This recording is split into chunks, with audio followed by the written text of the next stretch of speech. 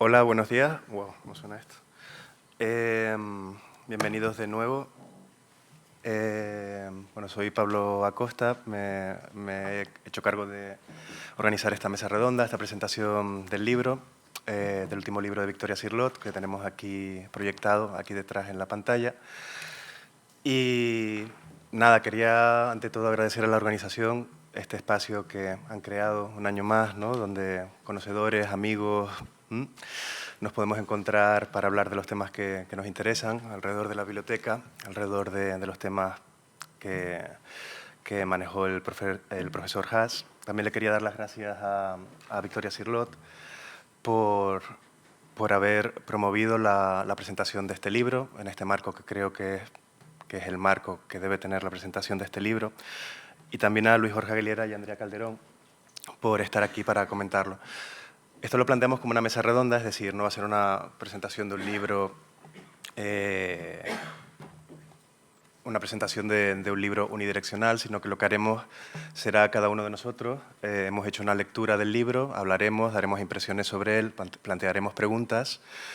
Después hablará la doctora Cirlot y, por último, abriremos un turno de preguntas, de comentarios, etcétera, para que todos podamos participar. Comenzaré yo y simplemente quiero comenzar diciendo que, bueno, que este libro era de manera inexcusable, se tenía que presentar en las jornadas Haas, creo, porque todo él es un homenaje a la figura del profesor Haas, un homenaje desde su propio título, Visión en Rojo, que, como saben, estoy seguro, alude al título de un ensayo, de un capítulo del que el profesor Haas publicó en 1986 originalmente, y que aquí se publicó en castellano en un libro que se tituló como el ensayo Visión en Azul. El título entero era Visión en Azul, Arqueología y Mística de un color, y de esta visión en azul proviene esta visión en rojo de la doctora Cirlot. Como es un libro que acaba de salir, y estoy seguro de que muchos tienen ganas de leerlo, pero que muchos no han podido hacerlo, me gustaría empezar comentando simplemente qué es Visión en Rojo. Visión en Rojo es un libro que lo que intenta hacer es mirar a las visiones de una reclusa de finales del siglo XIV, Julian of Norwich, a mirar a esas visiones desde la abstracción y desde el informalismo. Esto, para que lo entiendan de una forma más cercana, es lo mismo o algo parecido que lo que la doctora Cirlot, y Victoria, corrígeme en cualquier momento, cualquier cosa que diga. Julián es de finales o sea, Bueno, es justo finales 14, principios del 15, sí, perdón. Corrígeme en todo lo que sea necesario. Es algo parecido a lo que tú hiciste ya en Hildegard von Bingen y la tradición visionaria de Occidente, ese libro cuyos primeros ensayos intentan entrar a la obra visionaria de Hildegard de una manera completamente histórica, de una manera completamente contextual, completamente académica, pero siempre yendo y volviendo hacia la atalaya que supone en el caso de Hildegard el surrealismo. En este caso, el surrealismo para mirar a Julian of Norwich serán la abstracción en primer lugar, particularmente vista a través de la figura de Kandinsky, de los escritos teóricos de Kandinsky, y en segundo lugar del informalismo. Victoria, la doctora Cirlot, dice al principio de su libro que era necesario abrir un tiempo más allá de las épocas históricas cerradas para entender visiones que en su contexto histórico, que en el marco de finales del XIV, de principios del XV, no tenían las palabras para ser entendido. A mí me da la impresión, y esto es algo que me gustaría dejar claro a través de esta presentación, que este libro de Victoria para mí supone, yo que he ido leyendo desde que estoy aquí, todos y cada uno de los libros que han ido saliendo, yo que he asistido a tus clases, etcétera, creo que es un paso para mí de gigante. Yo lo veo, creo que es un libro que posee una continuidad clara con la obra anterior de la doctora Cirlot. Es así, hay una continuidad clara que intentaré mostrar, pero en el fondo creo que es el culmen de ese arte que cultiva la doctora Cirlot de poner cosas al lado para generar sentidos. algo que lleva haciendo desde hace muchísimo tiempo, al menos desde que yo estoy aquí, y que creo que se ha ido agudizando con el tiempo, sobre todo de una manera mucho más en forma de mosaico, a través de sus estudios de la figura de David Warburg, cosa que dice en principio, al principio del libro también. No creo que sea un libro en el que se proponen imágenes y textos que se leen uno al lado de otro, sino un libro que propone más bien tablones, tablones de textos, tablones hechos de miniaturas, tablones hechos de literatura secundaria, que generan un sentido determinado. Este poner al lado proviene de esa visión en azul de Haas. Si Haas ponía al lado tantas cosas en aquel artículo, en aquel capítulo, ponía al lado un poema de Arp, al lado de la hermenéutica del color azul de Pastoró, al lado de la Biblia, al lado de, sobre todo, Evagrio Póntico. Lo que hace la doctora Cirlot en este libro será poner al lado de las visiones de Julian of Norwich a figuras como Kandinsky, a figuras como Avi Warburg, como entradas hermenéuticas a ese texto, a figuras como Didi Huberman. Lo que hará es darnos una lectura de las visiones a través de todo este mosaico de referencias que generan sentido. Yo podría decir, y esto lo he escrito para no liarme, que en Haas el azul de Kandinsky y Arp es en Cirlot el rojo de Kandinsky y Julian of Norwich. Es así. Se usa la referencia de Kandinsky para poder entender las visiones, las experiencias innombrables interiores que nos han llegado de una mujer de finales del 14 y del 15. Ya no me equivocaré más en ese sentido, ¿eh? Lo prometo. No, perdona, Pablo, es que sí. Simplemente porque es realmente ese momento en donde el gótico es muy característico, no, solamente esto. Y, ¿sabes? O sea, así del 14, pues claro, si la colocas a principios es muy distinto. No, sí, me equivoqué simplemente o sea, tengo claro de dónde viene. Sí, pero es que quería precisar que estamos a finales del 14, segunda mitad, principios del 15, pero muy principios. Yo estaré encantado de que precises todo lo precisable, te lo aseguro. En todo caso, ¿qué es lo que nos vamos a encontrar cuando lleguemos a Visión en Rojo? Nos vamos a encontrar algo que yo creo que es muy medieval, por lo menos las figuras místicas, de la mística femenina que yo he trabajado, es algo típico, algo que me he encontrado, que es la cuestión del díptico textual, ¿no? Igual que en las dos Marguerite, en Marguerite Doint, en Marguerite Porete, nos encontramos dípticos, o sea, libros que se dividen en dos partes, que se abren como si fueran una pintura con dos caras, dípticos en los que una de esas pinturas es un espejo, un speculum a lo medieval. En el libro de la doctora Cirlot, en este último libro de la doctora Cirlot, con lo que nos encontramos es con un díptico en el que la sangre de Cristo, en la primera parte, la primera ala, refleja a la carne de Cristo en la segunda, ¿de acuerdo? Y esos reflejos también generan sentido, también es una forma de poner una cosa al lado de la otra. Yo no quiero hablar demasiado porque somos 4 personas en esta mesa y tendremos tiempo para discutir, pero sí quiero plantear una serie de temas, de percepciones, ¿no? Que me ha generado la lectura de este libro y que tienen que ver con mi formación en la mística del 13 y del 14, ahora sí, en la mística femenina bajo medieval del 13 y del 14. Hablaré sobre todo de 3 cosas. 2 son el tema principal del díptico, que son la sangre y la carne, o la sangre y la materia. Y una tercera será algo que creo, y esto es algo que podemos discutir después, algo que creo que tienen en común estos 2 elementos, que es la luz. La luz, que es algo que creo que está en el libro y creo que forma parte de ese reflejo, ¿no? De esa generación de sentido. Yo creo, Victoria, y aquí creo que empezaremos el diálogo, que existe una continuidad, como te decía, entre la primera parte del libro, en la que se trata la parte, la sangre de Cristo, con tus estudios de literatura artúrica. Me parece que hay una continuidad porque, bueno, porque como les digo, yo he vivido de alguna forma, ¿no? Como espectador, la llegada de Visión en Rojo desde hace al menos 11 años.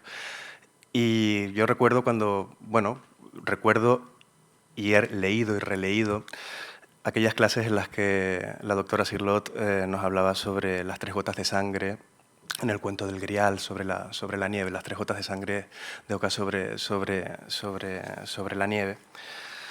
Cuando pensé que había un vínculo entre esa sangre y la sangre de Cristo de Julian of Norwich, lo primero que hice fue ir al diccionario de símbolos, donde mi intuición se vio confirmada.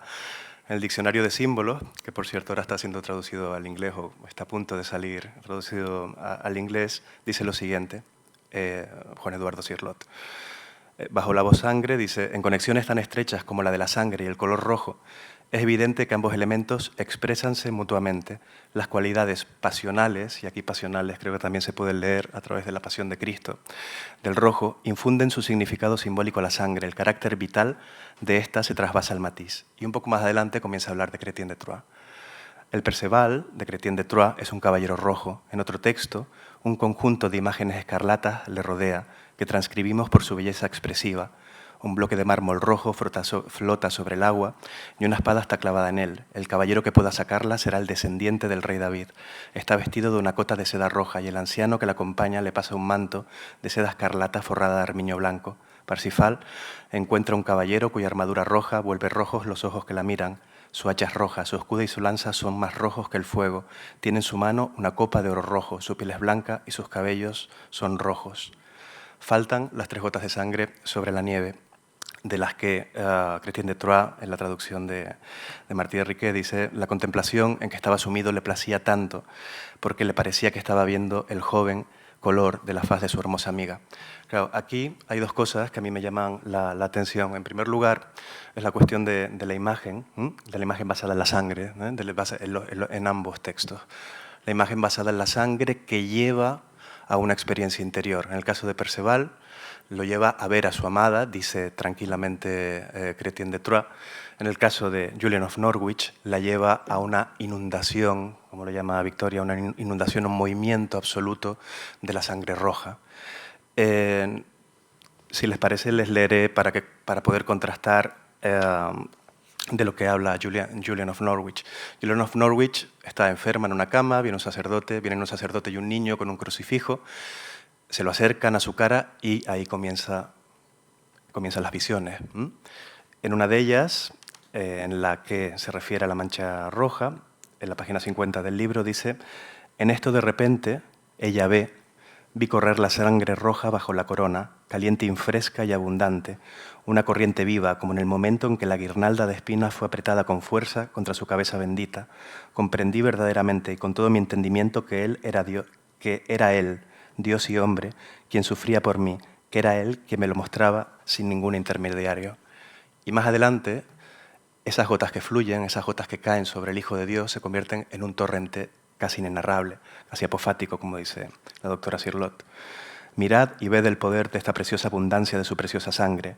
Descendió a los infiernos y rompió sus cadenas, y liberó a todos aquellos que allí se encontraban y que pertenecían a la corte celestial. La preciosa abundancia de su preciosa sangre inunda toda la tierra, y está presta para lavar los pecados de todas las criaturas que son, que han sido y serán de buena voluntad. La preciosa abundancia de su preciosa sangre ascendió al cielo en el cuerpo bendito de nuestro Señor Jesucristo, y allí entró a raudales, pidiendo al Padre por nosotros. Así es y así será mientras tengamos necesidad de ello. Fluye a raudales por todo el cielo, regocijando en la salvación a toda la humanidad que allí se encuentra y se encontrará hasta completar el número de los que faltan. Es una visión casi... es imaginable, pero es casi inenarrable. Es una visión que a mí me parece que tiene una fuerza esencial y que compone una de las diferencias con la visión o con la experiencia de Perceval. En Perceval tenemos, y aquí me lo puedes corregir perfectamente, el paso quizá de una imagen que es abstracta, las 3 gotas de sangre sobre la nieve, a la imagen de la amada. Al menos eso es lo que nos dice Chrétien de Troyes. En este caso tenemos el paso de algo que es figural, que es el Hijo de Dios crucificado, ¿no? un crucifijo, a la mancha roja, a lo que es innombrable, a la abstracción. Y creo que es un paso que podríamos decir que es contrario, de lo que tiene forma a lo informe. Si en Alois María Haas el azul era la luz del intelecto, y aquí creo que está la luz, en Victoria Cirlot el rojo supone una polaridad que creo que es fundamental para entender lo que es el rojo en las visiones de Julien, tal y como las lee la doctora Cirlot. El rojo es a la vez el amor y a la vez es el dolor. Supone una mostración de la vida, y creo que esto es una de las lecciones que nos da el libro, para mí lo es. No una visión figurativa, una visión que se pueda interpretar, que también se puede interpretar esta visión, sino una visión que nos da la vida. Una visión que a través de la expresión interior sin forma nos da la vida, expresa la vida. Y esa vida es la vida pasional, la del dolor y la del amor de Cristo, que es una imagen polar, por supuesto. Entonces, a mí me gustaría también plantear un tema de discusión que podemos hablar después, que es el tema de la luz frente al rojo, ¿no? Creo que es un tema interesante y creo que es un tema que nos podría dar que hablar, porque me da la impresión de que el tema de la sangre, me da la impresión, no, es así, el tema de la sangre en Julian of Norwich está vinculado al deseo crístico, al deseo del cuerpo de Cristo, ¿no? a Cristo como objeto, como objeto de contemplación, como objeto de devoción, frente a otras teologías que son más, diría yo, teocéntricas, que son más, que contienen un neoplatonismo más puro, en los que las imágenes son de luz. Me refiero a la luz fluyente de la divinidad, de Mechtil von Magdeburg, a las luces de las que habla Marguerite Porete, a la teología dantesca en la comedia. Me parece que hay un contraste, que en ambos tipos de visiones hablamos de discurso místico, hablamos de conocimiento. Creo que la mística siempre habla de la revelación y por tanto habla de la absorción, de la aceptación de un conocimiento determinado, pero ese conocimiento, por un lado, en Julian of Norwich es rojo, en otros místicos es luz. Y en ese contraste, de ese contraste que creo que podríamos hablar después. En todo caso, creo que el paso de gigante del que les hablaba al principio de este libro está en su segunda parte, por lo menos yo lo siento así como lector de la obra de Victoria Cirlot, y es la cuestión de la materia, donde creo que no había leído algo parecido en su obra. Pasar de lo visual y lo visionario, por aludir al famoso título de Hamburger, creo que Victoria Cirlot pasa de lo visual y lo visionario a lo táctil y lo visionario, lo que me parece que es fundamental. Mirar, si la primera parte miró la sangre desde la abstracción, desde el color, esta segunda parte mira a estas visiones de Julian of Norwich desde la carne, desde la materia. Yo personalmente, Victoria, cuando leí esta segunda parte sentí algo que, no sé, yo por mi formación, por mi procedencia también, soy un gran admirador de Millares, de Manolo Millares, y la segunda parte de tu libro me hizo entender algo que ya estaba ahí en mí cuando yo veía esas arpilleras, esos homúnculos de tela desgarrada, ¿no? de heridas forjadas, que tenía que ver con la crucifixión, y con el cuerpo crucificado, con el cuerpo herido, pero que no sabía explicar. Y es la materia. Yo creo que es la materia, como dices tú muy bien en la página 148, el auténtico fin del informalismo no es sino encontrar el espíritu en la materia, y creo, me da la impresión de que eso es lo que yo encuentro, lo que yo personalmente encuentro en las arpilleras de Millares, el espíritu en la materia, ¿no? Que es una paradoja llena de sentido, en el fondo.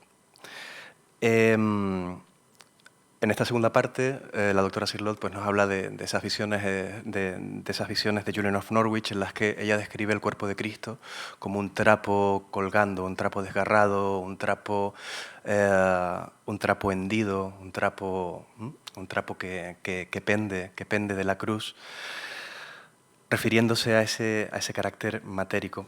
Cuando leí esta cuestión de la búsqueda de lo espiritual en la materia en el informalismo, lo primero que hice también, y debe ser una manía que tengo, pero fue ir a la obra de tu padre, que creo que no la citas, he revisado todas las citas, pero es El arte otro, Y en el arte otro, cuando Juan Eduardo Cirlot habla de San Francis, de la obra de San Francis, dice lo siguiente, creo que es una semilla, ¿no? Dice, en San Francis, como en otros pintores de la nueva estética en devenir, hay indudablemente un misticismo de la materia, no por venerarla en sí, y esto añado yo porque eso sería idolatría, antes por creerla portadora de todas las fuerzas espirituales y capaz de expresarlas y transferirlas, después de haberlas acogido en su seno.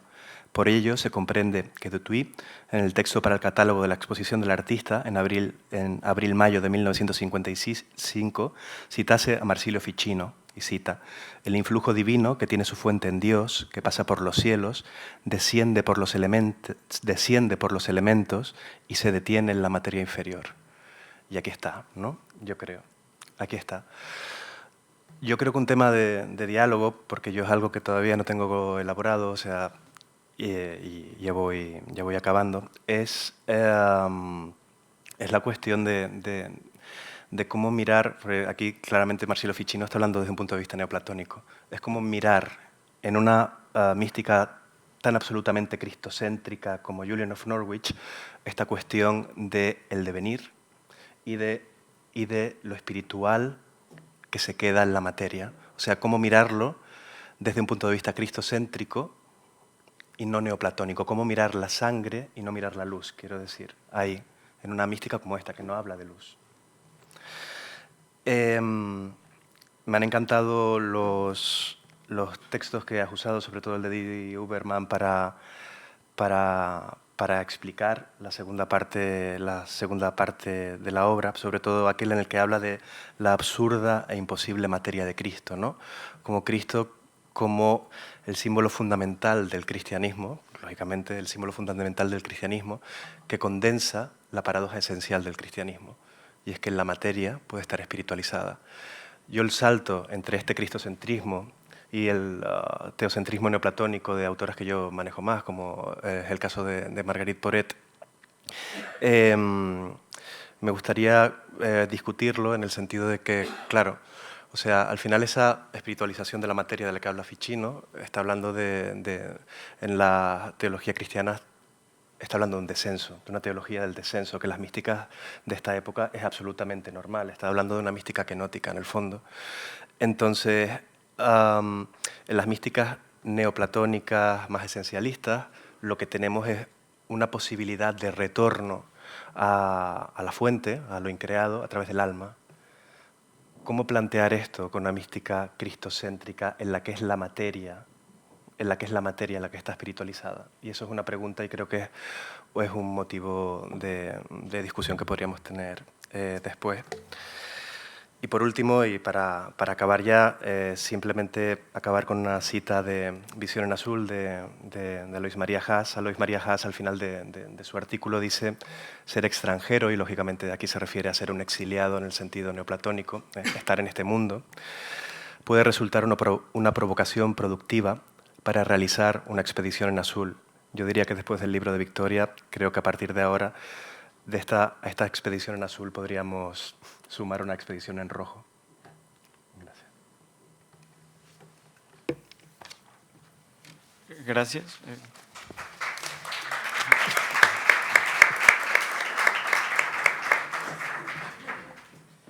Bueno, quiero agradecer a la doctora Victoria Cirlot y al doctor Pablo Acosta por la invitación a hablar de Visión en Rojo. Mi puerta de entrada a Visión en Rojo ha sido Juan de la Cruz. Es un místico al que conozco pues, un poco mejor, o desconozco cada vez más, según se quiera ver. Pero me preparé unos breves apuntes para reflexionar sobre estos temas que me han aparecido de repente en común entre Juan de la Cruz y sobre todo me gustaría discutir la experiencia así en sus diferentes tipos, como se presenta alrededor del fenómeno místico. Resulta atractivo imaginarse la escritura de la experiencia mística como un único acontecimiento, una transcripción estática o un dictado frenético, fluido de reverberaciones ininteligibles, tal y como se lo representa, por ejemplo, Meredith Monk en la pieza visionaria Mad Woman's Vision, incluida en su álbum Book of Days. representarse la escritura como una transcripción o dictado que tiene lugar solo en el momento de la experiencia.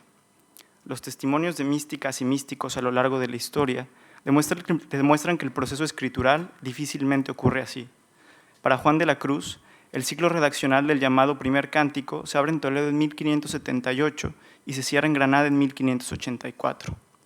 En el caso de Juliana de Norwich, la mística de la que se ocupa Visión en Rojo, se conocen dos versiones de sus escritos que ahora son identificados como A Vision y A Revelation of Love. Las posteriores exégesis sobre sus visiones, el volverse sobre ellas y la incorporación de nuevas visiones hacen necesaria una nueva redacción, de manera que, cito a Victoria Cirlot, la escritura de la experiencia visionaria de Juliana se presenta en movimiento, esto es, según la mouvance propia del texto medieval. Cierro cita. El proceso de memoria, asedios de comprensión y búsqueda de representación del contenido de la experiencia suele tomar a quienes son sujetos de ella, o objetos, según se quiera ver, un tiempo bastante más dilatado del que tomaría la transcripción de un dictado inmediato. Se producen místicas y místicos, lo que Victoria Cirlot en su estudio sobre Hildegard von Bingen y la tradición visionaria de Occidente explica como una comprensión otra, que nada tiene que ver con la humana, que es gramatical y sintáctica. Hasta ahí la cita. ¿Cómo fijar entonces en cualquier soporte humano esa experiencia, esa comprensión que todo lo excede? La cuestión se presenta compleja. Parecen constantes en la escritura de la experiencia mística por lo menos dos momentos fundamentales. El primero, lo más cercano posiblemente a la experiencia, atiende a la urgencia de fijar con fidelidad lo vivido en la revelación. El segundo, surge del sentido de la insatisfacción que sobrecoge a los místicos al comprobar que lo escrito no expresa lo revelado. Parece que en un camino intermedio entre lo revelado y lo buscado, siempre desde el impulso de la necesidad interior como fuerza transgresora de la forma, la experiencia radical encuentra la posibilidad de adherirse a soportes expresivos sancionados en el horizonte cronológico en el que se ha producido. No así, por ejemplo, las canciones de Juan de la Cruz, que van a alojar su contenido místico en la lira, esa forma lírica que hasta el siglo XVI español simpatizó más con temas de expresión profana. No así, como nos hace ver Visión en Rojo, las visiones de Juliana de Norwich. Para entrar en el universo visionario de Juliana por la vía que propone Visión en Rojo, es necesario aceptar una premisa que termina por afirmarse una vez concluida la lectura del libro, la aceptación del tiempo rizomático, instalado previamente en el pensamiento de Victoria Cirlot como función cronológica operativa. La previa confrontación de Hildegard von Bingen con Max Ernst logró diluir la alteridad de la mística visionaria y al mismo tiempo dotar de significado las visiones de Ernst, según Victoria Cirlot. En una nueva espiral del rizoma, Visión en Rojo abre el diálogo con la abstracción y el informalismo debido a que las imágenes visionarias de Juliana no pertenecen a su mundo, sino que inverosímilmente se resuelven según el estilo del siglo XX. Es en este siglo que los anteriores fuegos del artificio, llamaradas visionarias de abstracción e informalismo, devienen efectivos modos de comprensión. Las imágenes explosivas de la visión de la sangre y de la carne responden a la tradición de la especulación apofática estudiada por Alois Haas. Las estéticas en las que se resuelven estas imágenes explosivas sedimentan en la negación adoptada debido al carácter excesivo de Dios. La experiencia mística, ya en su fase exegética, se desgrana en los componentes sensoriales que han sido vividos como única experiencia sensitiva por los místicos. El capítulo Visión y creación en la Edad Media y el surrealismo, de Victoria Cirlot, incluido en su libro La visión abierta, de 2010, penetra en el estudio de los sentidos espirituales como umbrales de la experiencia visionaria.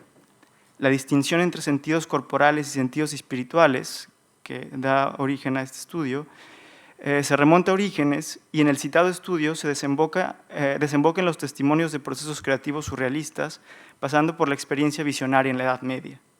Mediante la confrontación de ambos mundos, el medioevo y el siglo XX, se comprende que, cito a Victoria en este estudio, el vuelo mágico del artista se presenta como una experiencia visionaria donde la percepción sensitiva no desempeña papel alguno. De ahí que la interioridad surja como único modelo posible para la pintura surrealista.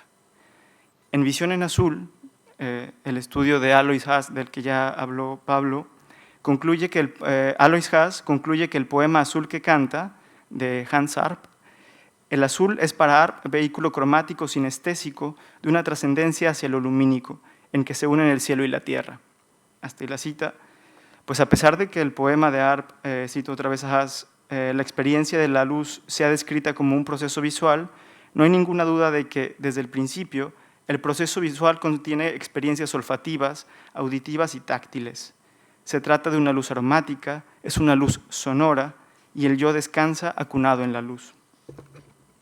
La experiencia mística visionaria se produce de forma análoga en Juliana de Norwich, como lo apunta Visión en Rojo. Los sentidos espirituales tienden a unirse para formar experiencias sinestésicas. Juliana habla normalmente de la visión, sight, aunque considera que su experiencia deriva también del tacto, touching, y del sentimiento, feeling. Eso es cita también de Cirlot. En las declaraciones a las canciones 13ª y 14ª del Cántico Espiritual, liras en las que la esposa enumera una serie de metáforas explosivas que califican al amado, aquellas que dicen: mi amado, las montañas, los valles solitarios nemorosos, las ínsulas extrañas, los ríos sonorosos, el silbo de los aires amorosos. Juan de la Cruz se adentra en la sinestesia del verso que encabalga a la lira siguiente para continuar con la enumeración de metáforas. Del silbo de los aires amorosos, dice Juan de la Cruz. Y para que mejor se entienda lo dicho, es de notar que así como en el aire se sienten dos cosas, que son toque y silbo o sonido, así en esta comunicación del esposo se sienten otras dos cosas, que son sentimiento de deleite e inteligencia. Y así como el toque del aire se gusta con el sentido del tacto y el silbo, del mismo aire con el oído, así también el toque de las virtudes del amado se sienten y gozan en el tacto de esta alma, que es en la sustancia de ella, y la inteligencia de tales virtudes de Dios se sienten en el oído del alma, que es el entendimiento. Hasta ahí la cita. Explicando a San Pablo, el mistagogo, Juan de la Cruz, da preeminencia al oído por sobre los demás sentidos espirituales. Dice, la revelación de los secretos de Dios, los cuales son revelaciones o visiones puramente espirituales, que solamente se dan al alma sin servicio ni ayuda de los sentidos, y así es muy alto y cierto que esto se dice comunicar Dios por el oído. Fin de cita. Está la vía apofática sanjuanina, de la noche oscura del sentido en su descenso hacia la noche oscura del espíritu, en la que los sentidos espirituales son también silenciados. A razón de esta bipartición sanjuanina, se hace pertinente volver a la cuestión de la relación entre los sentidos físicos y los sentidos espirituales. Ricardo de San Víctor explica esta relación en términos de una dependencia similar a la dialéctica ascendente platónica. Para él, la razón, cito, se alza hasta el conocimiento de las realidades invisibles, gracias a la apariencia de las cosas visibles, cada vez que logra extraer de estas alguna similitud con respecto a aquellas. Fin de cita. Visto de esta forma, el problema es el de la participación de las cosas visibles en el mundus imaginalis donde ocurre la experiencia visionaria. Problema que se desprende de las visiones de Juliana de Norwich, en el que también se adentra Visión en Rojo. Ante la imposibilidad de atestiguar la pasión de Cristo, Juliana, cito, entiende la pintura como el medio idóneo para poder vivir el sentimiento compasivo. Ahí está ahí la cita, de modo que no es posible desligar, dice Cirlot, lo visual de lo visionario y la relación apunta a una dirección doble. Si lo visual podía conducir a lo visionario podía conducir a la obra de arte. Hasta ahí la cita. En una de las múltiples y ricas comparaciones con otras místicas y místicos que en Visión en Rojo acompañan a la comprensión de las visiones de Juliana de Norwich, se destaca lo decisivo que resulta para Ángela de Foligno, sobre lo que podrá seguramente abundar Pablo, acceder a las pinturas de crucifixiones. Ahí dice Cirlot, su vivencia de la pintura como espectadora era tan intensa que podía llegar a estados de febrilidad. Fin de cita. En la visión de Juliana, aunque el ojo interior nos traslade a otra realidad, el objeto visual es el objeto visual el que ha desencadenado la visión y continúa siendo un punto de apoyo. El tránsito de lo visual a lo visionario inevitablemente conduce a preguntarse por la participación del arte en la experiencia mística. Por Fray Juan Evangelista, carmelita contemporáneo de Juan de la Cruz, ha llegado a nosotros la noticia de un acontecimiento en la vida del místico análogo a las fibrilaciones padecidas por Ángela de Foligno. Parafrasea el episodio Fradejas Lebrero. Dice, en otra ocasión, que colgado de la pared de un claustro hay un cuadro simbólico de la pasión del Señor, según la alegoría del profeta Isaías, Cristo como un racimo se desgrana bajo el peso de la cruz, que tiene forma de viga lagar. Fray Juan se detiene al pasar ante el cuadro, se queda contemplándolo y con el rostro encendido compone una canción que expresa la impresión que le ha hecho el cuadro. Hasta ahí la cita. En el cuadro aquí descrito, Cristo es simbolizado metonímicamente, pars pro toto.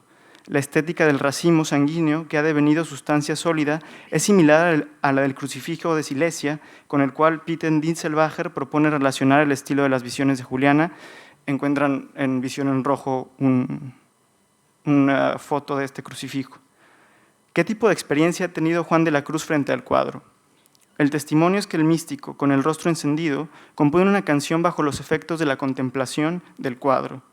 Esta experiencia que lo ha arrastrado a la creación es una experiencia mística como la que ha vivido en el monasterio interior del cautiverio toledano, es una experiencia visionaria sinestésica, es una experiencia estética. Hans Robert Jauss deduce la teoría de la experiencia estética de las confesiones de Agustín de Hipona. El factor fundamental que diferencia la experiencia estética de la experiencia religiosa es la devoción. Dice Jauss, el placer acústico que producen los cantos religiosos puede dirigir el espíritu hacia una profunda emoción del alma, la devoción y los placeres de la vista, resaltar la belleza de la creación divina. Pero esta lícita fruitio corre el riesgo de transformarse en un simple placer de los sentidos y de entregarse a la atracción estética de la experiencia sensorial intensificada por medio del arte. Hasta ahí la cita. Devoción.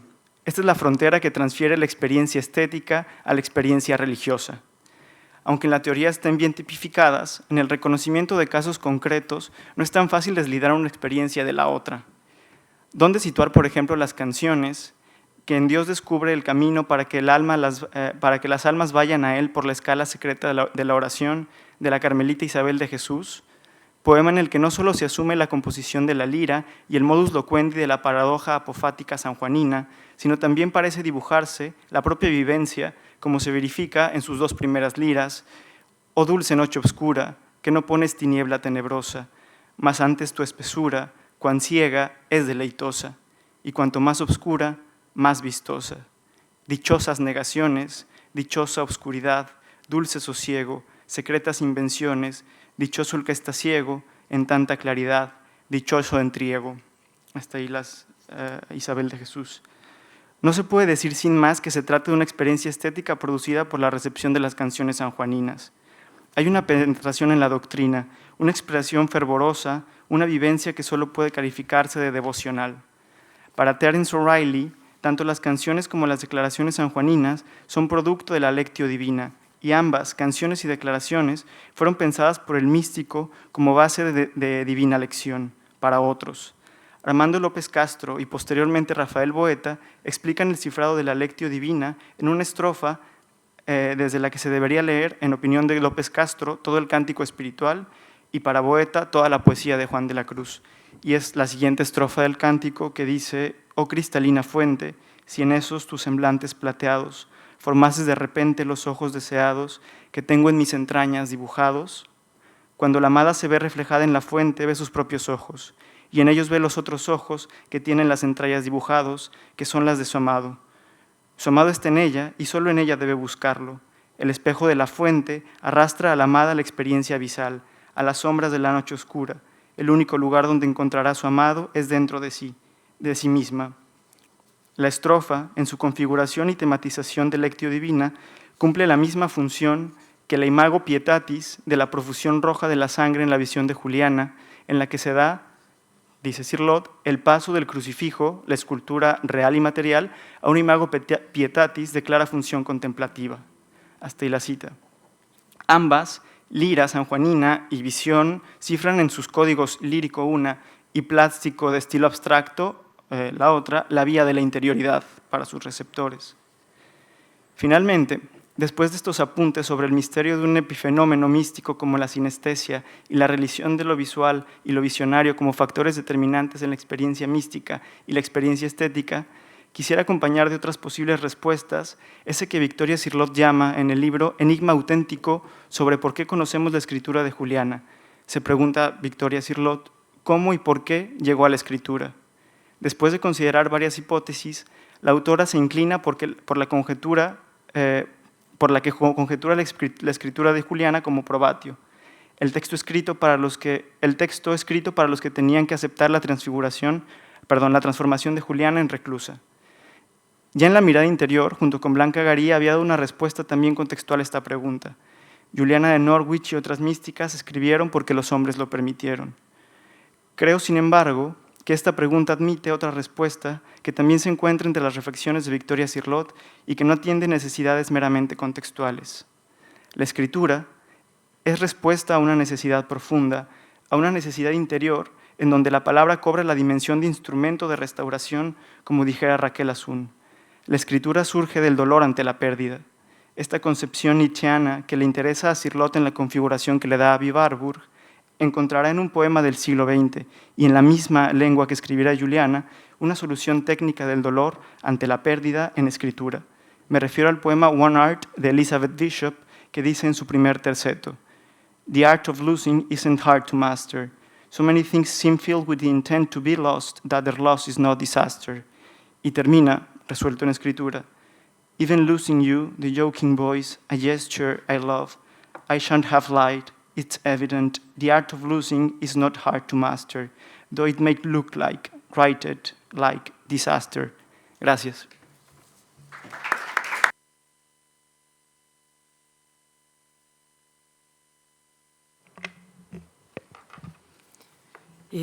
Muchísimas gracias por la invitación a esta lectura maravillosa y a compartir algunas impresiones en torno a ella. Darle las gracias a Victoria por haber escrito este libro, primero. La verdad que la lectura que yo he hecho y las impresiones que voy a compartir o cuestiones que a mí me ha abierto es una lectura bastante indisciplinada, porque yo no soy especialista en mística, con lo cual, y creo que eso no hace falta que lo diga porque se va a evidenciar probablemente en mis apreciaciones. Por tanto, lo he leído,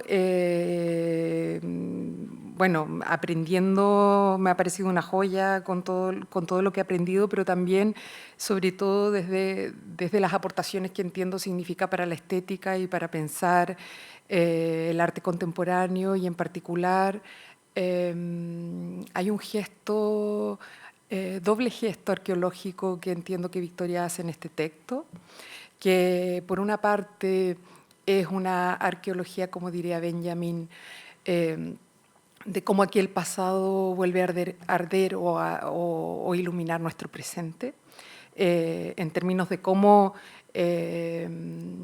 esta crítica a cómo se ha construido linealmente la historia del arte que tiene la tradición desde Warburg, Benjamin, probablemente Nietzsche ya había dado los primeros indicios y abierto camino para ello, y luego las recuperaciones que de estas lecturas hace Avi Warburg, cómo hay elementos que anticipan o se anticipan a su época y además pueden hablarnos más allá de su tiempo.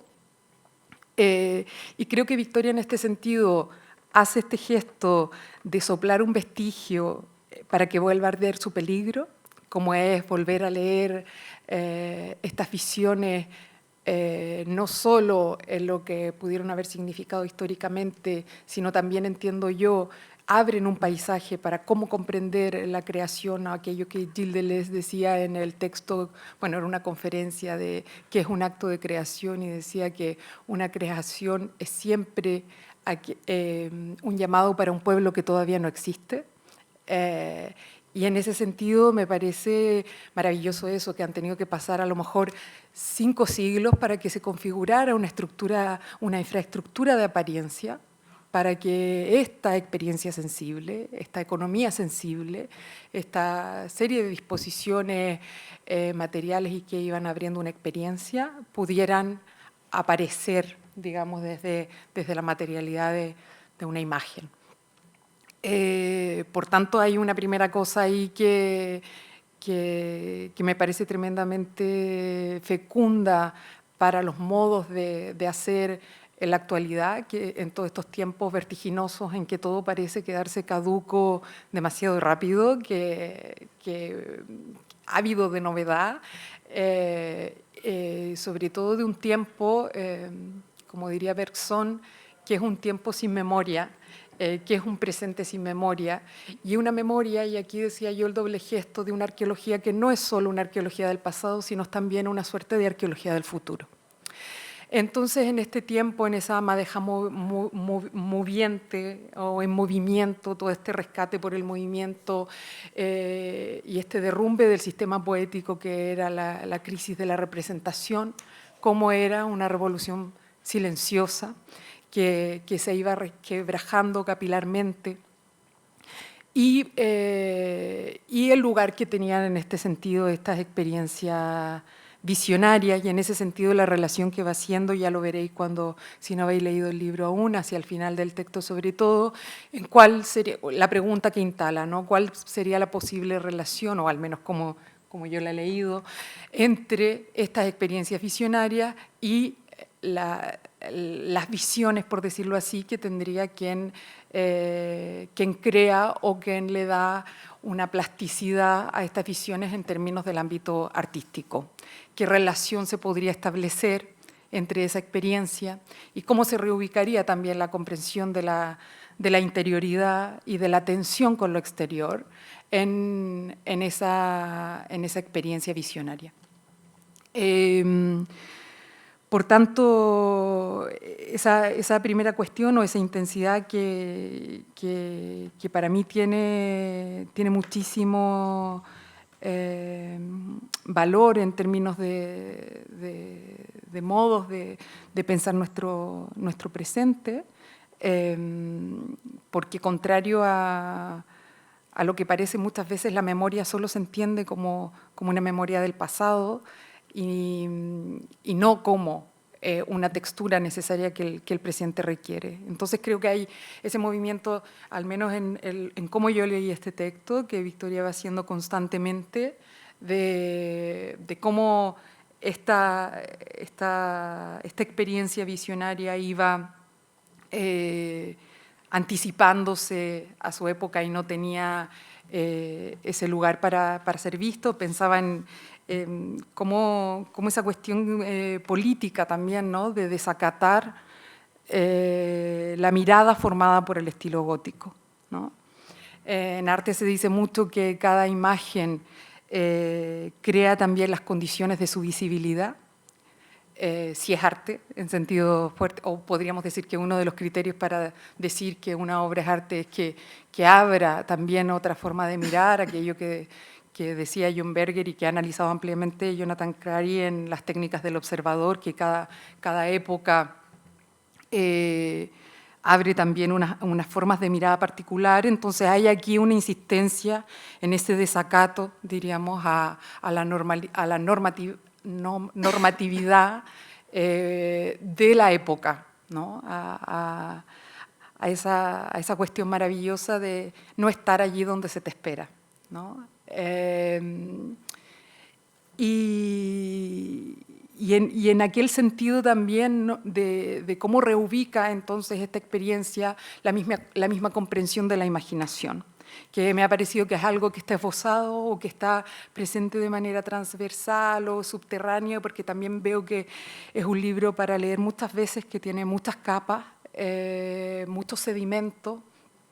Entiendo también diálogos con trabajos anteriores, y hay ahí entonces también una manera de cómo comprender la imaginación, cuando hay una parte en el texto en que ella analiza cómo Juliana, cuando narra su revelación, hace como una suerte de decalage, ¿no?, de distinción, y se pregunta si lo que ha tenido es verdaderamente una visión o es una imaginación, cómo se distingue la revelación, la mostración, ¿no?, en todo el análisis que hace con el Apocalipsis. Entonces, cómo es también una intuición muy temprana para la época esta de cómo se configura la imaginación. Entonces hay esa intensidad allí también.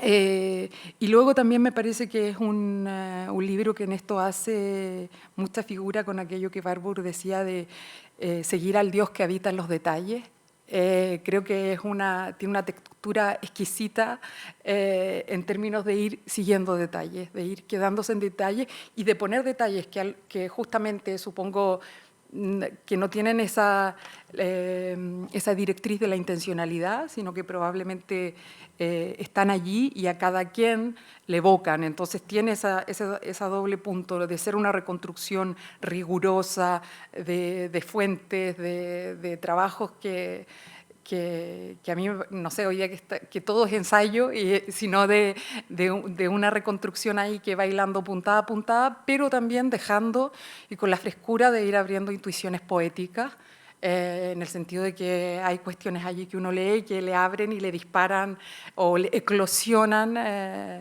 elementos que aparentemente no tendrían ninguna relación. Yo quería detenerme en tres aspectos. Bueno, primero en esto, para mí la línea fuerza o lo que más me ha marcado ha tenido que ver con esto, con lo difícil que es sublevar las formas, aquello que decía Godard, que a veces es más difícil transformar las formas que los contenidos, aunque Godard ya entendía que las formas eran materiales. Lo tremendamente complejo que es sublevar las formas. A veces creemos que es una operación sencilla, pero nos hemos habituado tanto a las formas que han adoptado la forma de nuestro cuerpo, diría Pessoa, que no sabemos hacer lugar ni siquiera a esas grietas y a aquello que se fisura.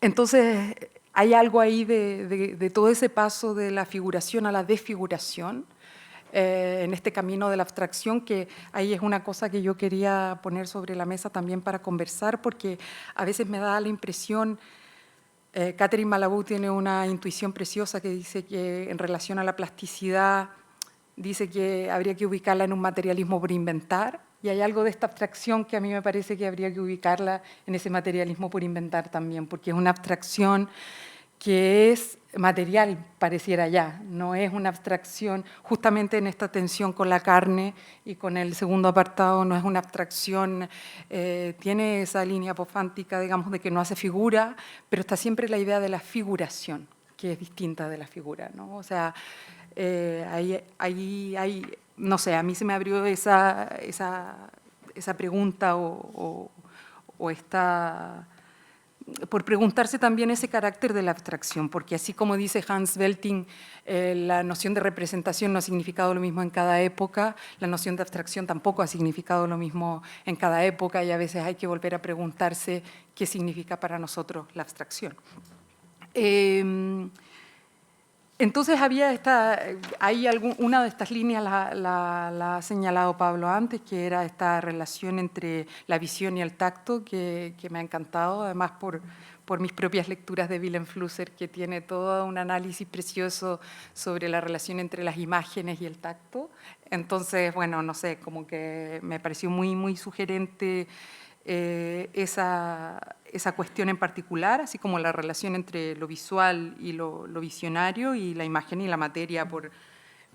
En este sentido aquí ya dije que iba a ser una lectura muy indisciplinada, pero me pensaba mucho en las reflexiones tempranas de Jean-François Lyotard, cuando estaba pensando las transformaciones del estatuto de la materia, con las transformaciones de la figura, de la figuración, y justamente en relación al arte, como su propio trabajo, digamos, a partir de elementos que están dispuestos aquí.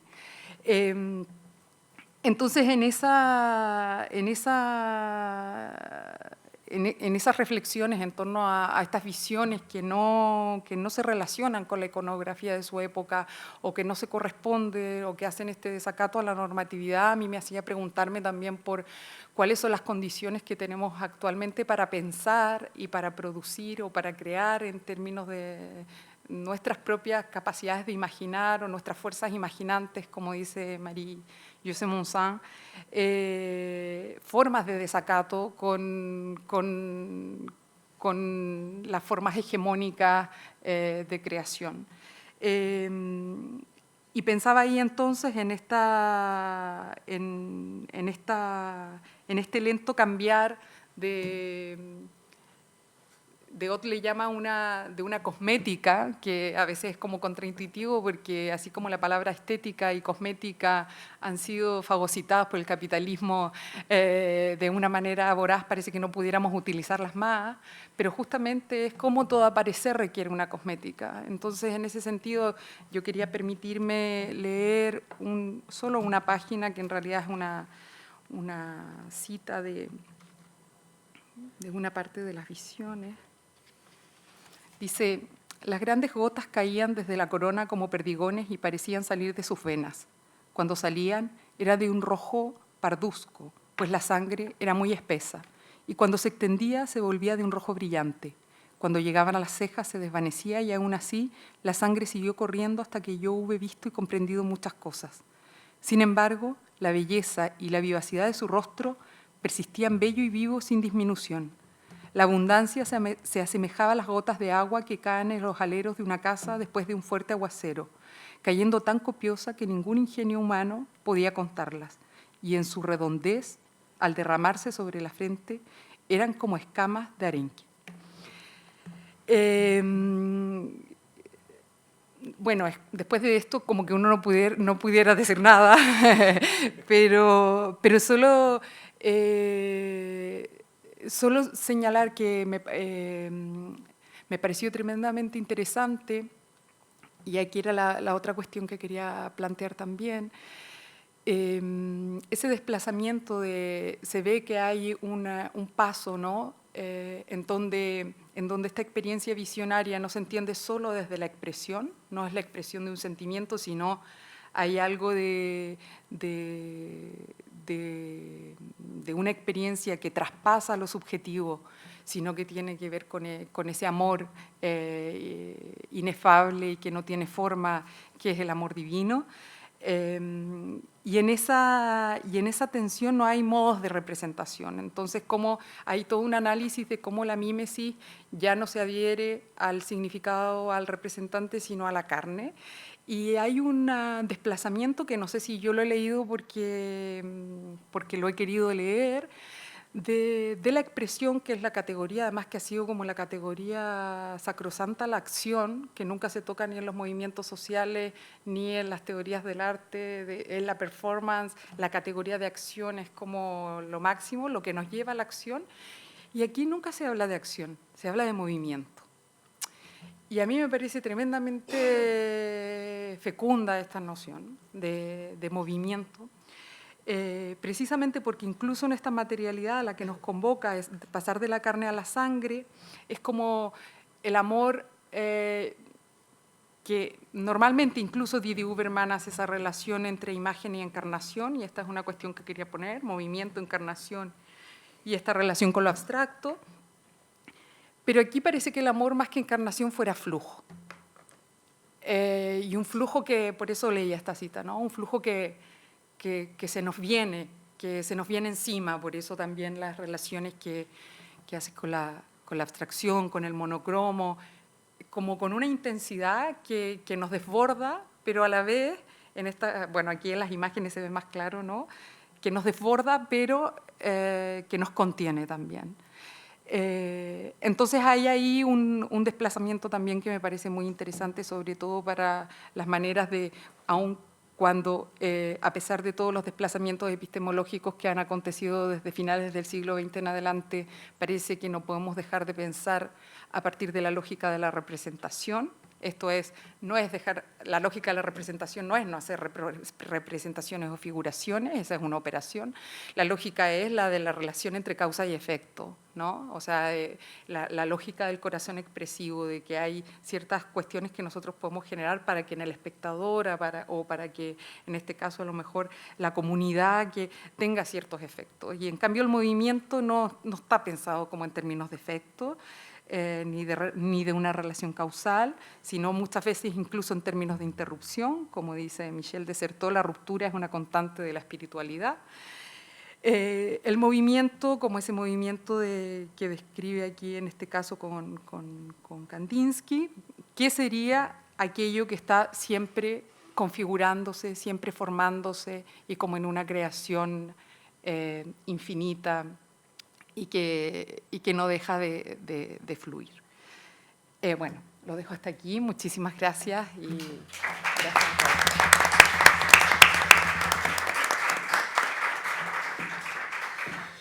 Muchísimas gracias. Empiezo por agradecer a la organización de las Jornadas Haas, a Amador Vega, a Raquel Bouso y a Sergi Castellano, que hayan querido introducir esta mesa redonda acerca de esta visión en rojo.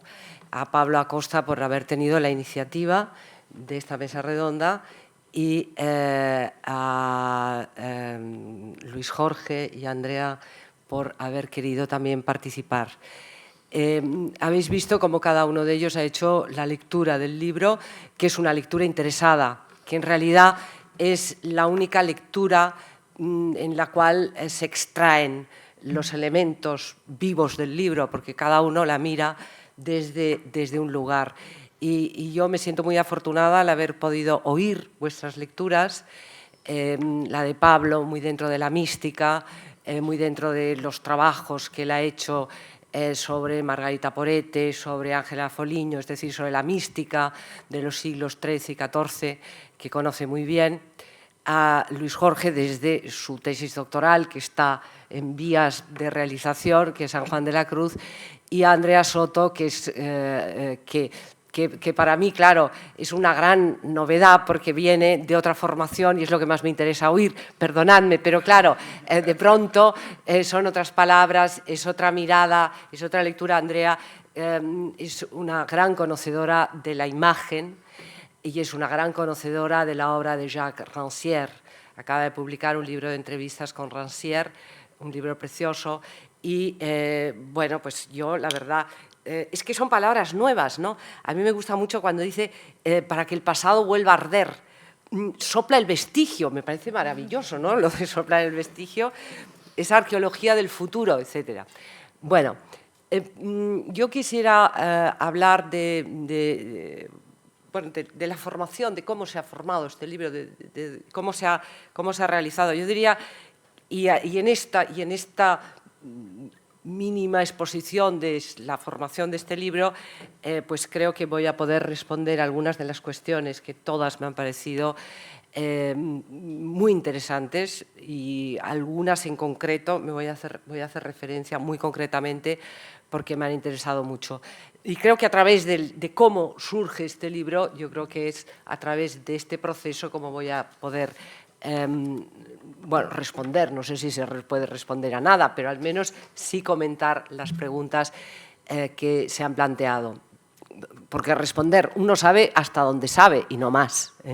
Entonces, bueno, la respuesta siempre es algo muy hipotético.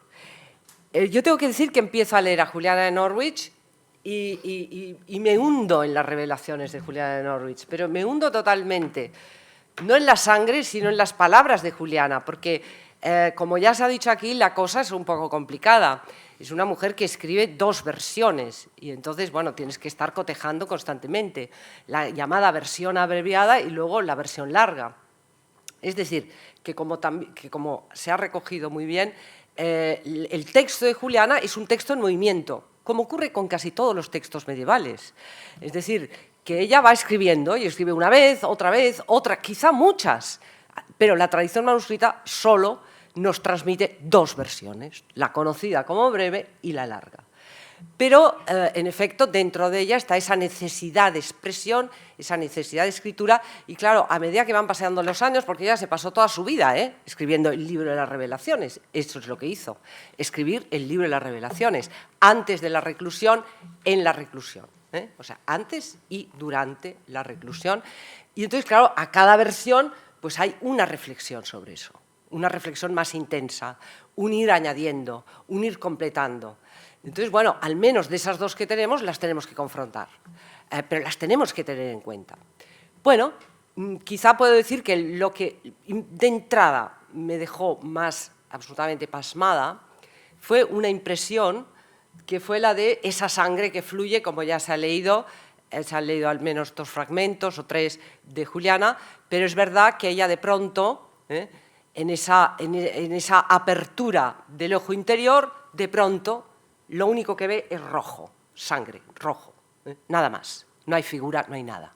Entonces, claro, yo de inmediato pensé, hombre, esto es impresionante, ¿no? Porque esto significa que esta mujer está viendo en abstracto.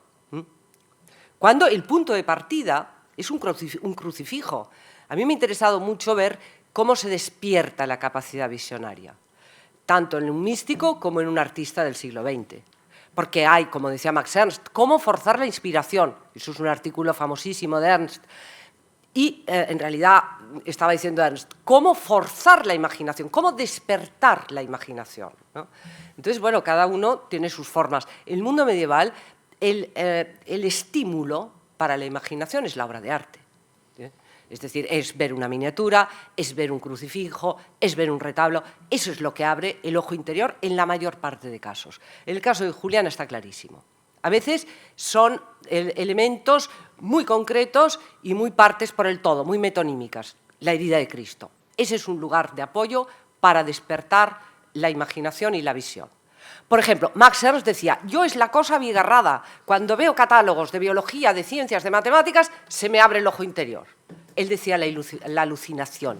Yo prefiero hablar del ojo interior. Y es cierto, es decir, veo un parquet usado, decía Max Ernst en sus escritos, y de pronto entiendo, bueno, invento lo que es el frottage. O sea, fijaros, el collage y el frottage, como grandes técnicas de lo que es el arte del siglo XX, nacen de lo que se llama estrictamente una experiencia visionaria que se ha abierto por un estímulo como puede ser ese material de cosas abigarrado y variado o una textura de un parquet usado. Como digo, en el caso medieval, y ese paso, ¿no?, de lo visual a lo visionario. ¿Por qué empiezan? Porque la función de la obra de arte fundamentalmente es esa, mover a la visión interior. Entonces, bueno, eso en el caso de Juliana estaba muy claro, y estaba muy claro que ella está viendo una obra de arte propiamente gótico, ese Cristo, en donde la sangre que le sale del costado es como vemos en los Cristos alemanes góticos, pues es una sangre que es como un racimo de uvas. Es impresionante el modo de representación de la sangre en el gótico. Empieza así, pero la cosa acaba de una forma tremenda, es decir, todo el campo visionario es rojo y está cubierto de rojo, ¿no? Entonces, bueno, ese es el impulso inicial que me mueve a estudiar las visiones de Juliana, porque pienso que eso es una visión abstracta. Y me interesa por lo que acaba de explicar Andrea, que me gusta, sobre todo, me gusta la expresión, el desacato, ¿eh? El desacato a la convención. Porque a mí siempre me ha asombrado cuando una persona, por ejemplo, piensa diferentemente. Que claro, es muy difícil pensar diferentemente, todo el mundo piensa igual. Claro, o sea, tenemos unos parámetros de pensamiento y todo el mundo piensa igual. Hay unas convenciones y se piensa todo el mundo lo mismo. Entonces, cuando se da ese cambio, pensar diferente, eso es algo que me parece asombroso. Y lo vemos, claro, pues lo vemos muchas veces. Los grandes, sí, indudablemente. De pronto se piensa diferente. Eso es algo de lo que ha hablado Jean Lepecki en Idiorritmia, que es un librito precioso, en donde habla de esa imposibilidad de salirse de los parámetros, de salirse de la convención. No somos ni siquiera conscientes de lo convencionales que llegamos a ser. Y no solo el pensar diferente, el ver diferente. Entonces, eso es un desacato a la convención, que me pareció absolutamente maravilloso en el caso de Juliana. Bueno, aparte de eso, debo decir que no entendí nada más. Bueno, entonces, bueno, yo volvía sobre los textos, las ediciones, que si la antigua, que si la nueva, bueno, cambiaba de edición y ya cambiaba de mundo, porque la cosa pues es complicada con los textos medievales, y casi, bueno, ahí se quedó prácticamente. Y entonces, de pronto hay algo que me permitió comprender. De pronto comprendí las visiones de Juliana. ¿Por qué las comprendí? Porque se ordenaron. El libro de las revelaciones, de pronto, se me ordenó. ¿Cómo se me ordenó? Pues se me ordenó en lo que Pablo ha descrito muy bien, que es el díptico. Entonces entendí que las visiones de Juliana están construidas como en un díptico. Unas se refieren, y esto es lo que estructura mi librito, ¿no?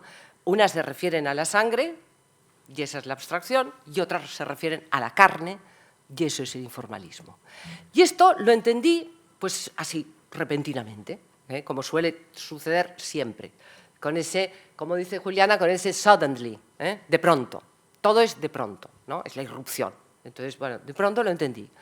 Y entonces ahí es donde empieza una segunda fase de trabajo sobre las visiones de Juliana, que es a partir de esa comprensión de que Juliana está hablando de la sangre y de la carne, y de que sus visiones se pueden ordenar a través de la abstracción y el informalismo. Y eso lo comprendí sencillamente leyendo a Juan Eduardo Cirlot. No lo entendí de otra forma. Lo entendí leyendo el cataloguito que se publicó de Correo de las Artes, donde ahí se unieron los artículos de mi padre sobre abstracción e informalismo. Porque yo me he dedicado a mi padre, pero sobre todo me he dedicado a la poesía de mi padre. La cosa del arte lo hacía mi hermana, se dedica a mi hermana, nos dividimos así el mundo de mi padre. Yo me dedico a la poesía de los símbolos, ella se dedicaba a la historia del arte y yo siempre he prescindido, no he leído mucho su crítica de arte. Hasta que ese día en un tren de Barcelona a Madrid, en el AVE, que es un lugar maravilloso para leer, de pronto, leyendo el Correo de las Artes, pues dije, claro, esto es Juliana. Y en efecto coincidía. Naturalmente, esta es mi mirada y es mi interpretación. Pero como dice Gadamer, la hermenéutica o la interpretación funciona cuando hay una coherencia entre las partes y el todo. Y bueno, yo al menos esa coherencia la he visto y por eso creo que el planteamiento, en principio, aunque salga de una mirada subjetiva mía, me parece que es correcto. Y entonces, por eso el libro se organiza así, que pretende ser la correspondencia con cómo Juliana plantea su universo visionario. Además son alternas, que eso es muy bonito en el libro de las visiones. Alternan las imágenes abstractas con las imágenes informales. O sea, constantemente es ir de la sangre a la carne y de la carne a la sangre. Y entonces, bueno, eso junto a una sensación muy intensa, y es de que no se puede cerrar las épocas históricas. Esa manía que tenemos, que las ha creado las disciplinas universitarias, de que una cosa es la antigüedad, otra cosa es la Edad Media, otra cosa es la Edad Moderna, pues no funciona. Lo siento, pero no funciona. Porque en esa compartimentación uno no entiende prácticamente nada. Claro, si lo que pretendes es comprender, ¿no? Si lo que pretendes es comprender, hay que abrir los tiempos históricos, porque si no todo se queda, al menos desde mi mirada, se queda absolutamente sin sentido. Y ese sentido yo creo que se puede rescatar justamente poniendo en diálogo. Como decía Pablo, me decía, es que ella lo que ha hecho son tablones. Claro, porque yo últimamente me dedico mucho a Avi Warburg y a su Staffel, y todo el método warburgiano consiste justamente en esto, ¿no? En poner en relación, en colocar una cosa al lado de otra. Y esa cosa al lado de otra puede ser tanto la visión de Juliana Norwich. Me han dicho últimamente un colega mío de inglés de aquí, de esta facultad, me dijo, ay, por Dios, Victoria, no digas Norwich, se llama Norwich. O sea que vamos a pronunciar bien porque es Julian of Norwich. Julian, que además es masculino, porque ella coge el nombre de la iglesia al lado de la cual tiene su celda.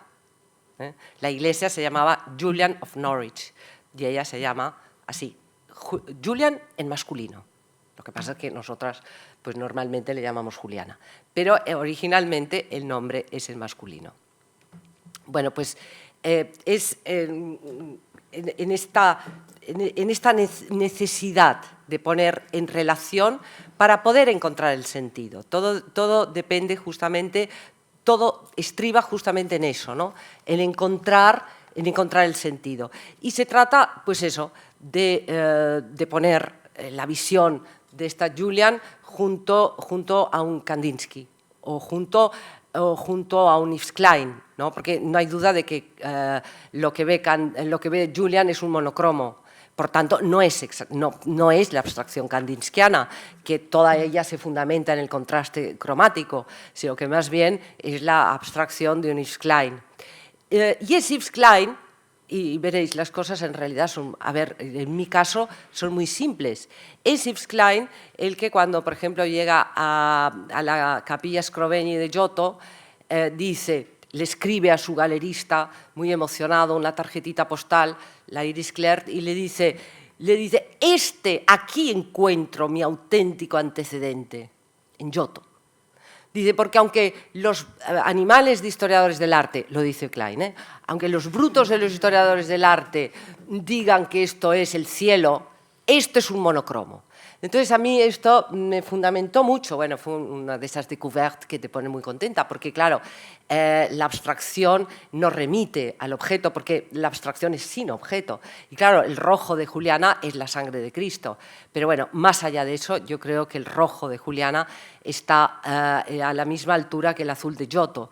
Y si Yves Klein reconoció en el azul de Giotto una abstracción, ¿por qué yo no voy a reconocer en el rojo de Juliana también una abstracción?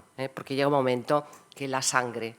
Pero bueno, es eso lo que me parece importante, ¿no? Que cuando los artistas informales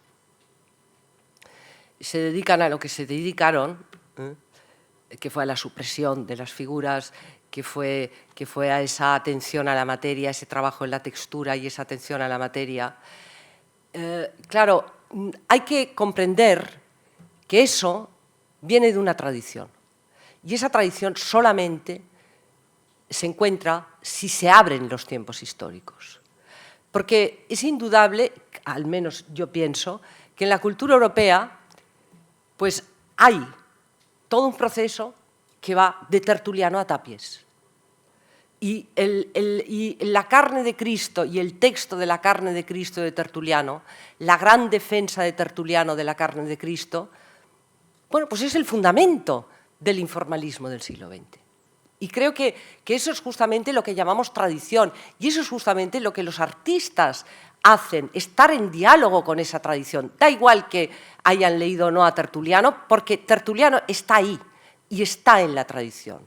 Entonces, bueno, pues se trata justamente no de buscar filiaciones, de evoluciones, porque no son eso, pero de entender como una homogeneidad la cultura europea, al menos desde los tiempos antiguos hasta la modernidad, y entenderlo no en un sentido evolutivo, como ya se ha dicho aquí, sino en un sentido de que sí, ciertamente Juliana parece como adelantarse 5 siglos, ¿no?, en cuanto al estilo, pero es que la historia está llena de eso que podemos llamar indicios, que no son, como dice Blumenberg, y me parece la diferencia muy importante, una cosa son los indicios, Juliana sería un indicio, no es la fuerza configuradora de la historia, porque desde luego Juliana no va a generar el informalismo en el siglo XV. Pero con todo, esta portada que tenemos aquí nos remite a un manuscrito del XV. Esto es un folio, no es un detalle, es el folio entero. El manuscrito de Egerton, que está en la British Library, nos muestra estas gotas de Cristo. Y es el único tema de todo el folio. Como hay otro folio que nos muestra todo un folio en rojo. Es único, no hay otro, solamente está ese. Pero bueno, es suficiente. Quiero decir, suficiente como indicio, como aquello que anuncia lo que va a tardar mucho, pero que cuando aparece también tendríamos que entenderlo en relación con aquello anterior. En fin, es esta apertura, esa apertura de los tiempos históricos frente a los compartimentos cerrados, lo que me parece necesario, o al menos lo que yo he tratado de hacer en este libro. Hay muchas cuestiones interesantes que se han planteado aquí. Ese paso de la visión a la tactilidad, lo decía Cirlot en un artículo, cuando parecía que ya estaba agotada la visión, aparece lo táctil. Bueno, esa conjunción entre lo visión y lo táctil, esa relación entre la luz y el rojo, que es otro tema interesantísimo. ¿Qué significa abstracción? Sí, claro, la abstracción tal y como se puede plantear el siglo XV no es la abstracción que nosotros planteamos. Por eso las interpretaciones, hay una interpretación excelente de las visiones de Julian of Norwich, que es la de Vincent Gillespie. Ellos lo entienden desde la mística, lo entienden desde la mística apofática, como ya se ha mencionado aquí. Es decir, es la idea de que finalmente Julian, en su proceso visionario, acaba en imágenes negativas, tal y como requiere la mística apofática. En esa apertura del corazón hacia la devoción, finalmente llega a algo que ya no es imagen, ¿no? que es algo que está ya más allá de la imagen, que es solo color, que está desprendido de toda imagen, ¿no? Para luego volver a la carne, pero como siempre, ¿no? en ese vaivén. Pero bueno, con esto indudablemente hay que contextualizar los conceptos y, por supuesto, abstracción. A finales del XV, a principios del XV, está relacionada con esa vía apofática que niega la figura, que niega la imagen. Pero bueno, ¿qué nos impide poner en relación esa abstracción que surge del apofatismo, y ese sería el contexto propio de las imágenes de Juliana, con esa otra abstracción que es la del siglo XX, que nace, y aquí yo he seguido a Michel Henry directamente, de esa necesidad de ver lo invisible, que de nuevo podemos volver a poner en relación con el contexto histórico de Juliana, que sigue siendo la necesidad de la visión de lo invisible. En fin, podemos pasar mucho tiempo aquí, pero creo que con esto es suficiente, y si ahora alguno de vosotros queréis plantear algo, pues seguro que estaremos encantados de acoger vuestras cuestiones. Gracias.